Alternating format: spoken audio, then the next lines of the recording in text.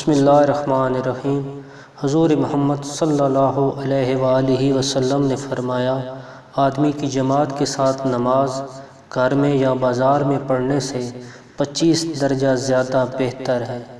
وجہ یہ ہے کہ جب ایک شخص وضو کرتا ہے، اس کے تمام آداب کو ملحوظ رکھ کر اچھی طرح وضو کرتا ہے، پھر مسجد کا رستہ پکڑتا ہے اور سوائے نماز کے اور کوئی دوسرا ارادہ اس کا نہیں ہوتا، تو ہر قدم پر اس کا ایک درجہ بڑھتا ہے اور ایک گناہ معاف کیا جاتا ہے، اور جب نماز سے فارغ ہو جاتا ہے تو فرشتے اس وقت تک اس کے لیے برابر دعائیں کرتے رہتے ہیں جب تک وہ اپنے مصلی پر بیٹھا رہے۔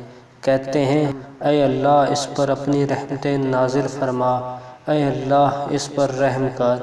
اور جب تک تم نماز کا انتظار کرتے رہو گے، تم نماز ہی میں مشغول ہو۔